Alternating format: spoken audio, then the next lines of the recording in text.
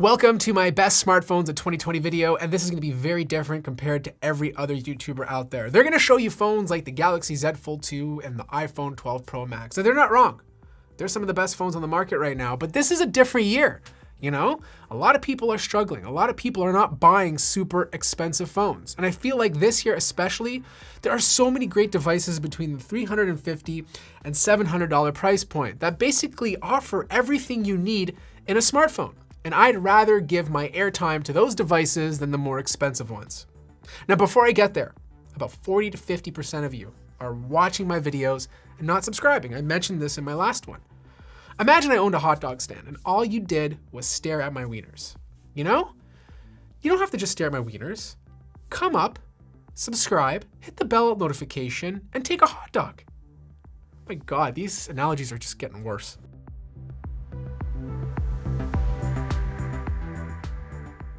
So again, I just want to reiterate, all these devices I talk about today are the best smartphones of 2020, but I'm still going to categorize them to help visualize what I'm talking about better. Let's start off with the mid-range nice or mid-range premium category. That goes to two devices. The first one being the iPhone 11. I don't have it here because my wife is using it. She refuses to upgrade, but it's an amazing smartphone, you know? For $100 cheaper than the iPhone 12 mini, you're getting a device that still gets great performance. I honestly can't tell the difference in terms of speed between the A13 Bionic and A14. They just feel so fast. The battery life is better on the iPhone 11 compared to the iPhone 12 Pro. You have a big display, maybe not as big as the iPhone 12 Pro Max, and it might be LCD, but it's still a very color accurate display.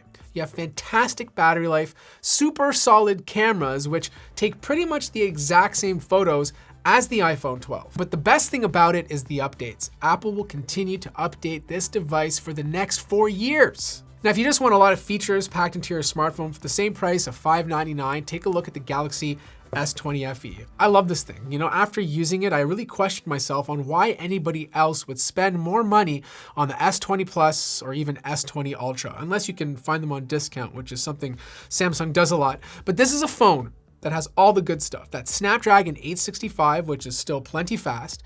You have 6 gigabytes of RAM, a beautiful AMOLED display that has a high refresh rate. A lot of people appreciate it, and you can get it on a $599 smartphone. 3 cameras to work with, which take great photos, and most importantly, fantastic battery life.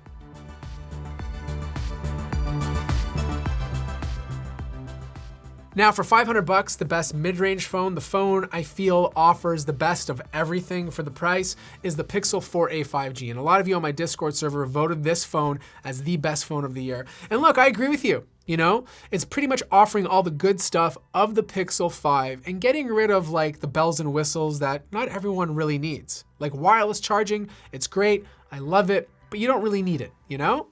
Water resistance, it's great, I love it, but the water resistance on most phones are not guaranteeing your phone will survive water anyways.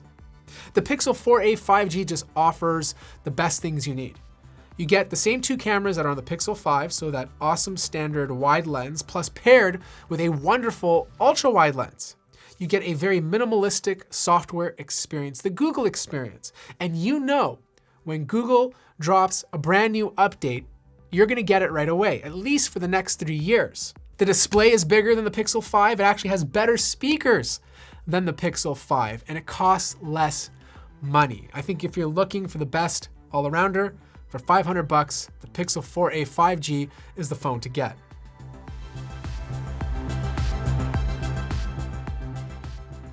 So dropping another $100 to the $400 category, it comes down to 2 devices again.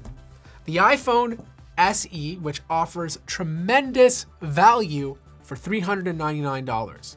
Not only do you get a beautiful built smartphone, you get a device that's powered by the A13 Bionic. There's no other smartphone at this price that offers this much performance.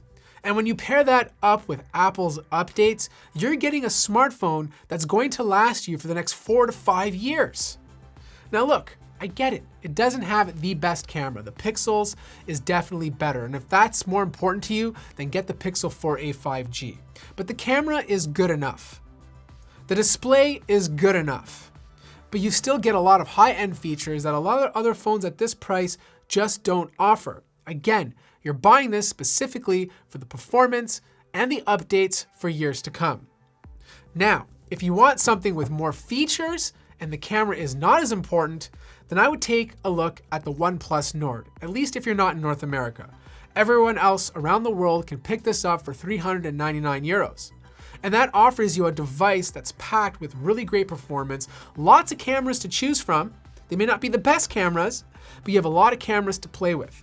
You get that 90 Hertz display, a very minimalistic software experience that's not going to bother you for years to come, and you're going to get updates for the next 2 to 3 years.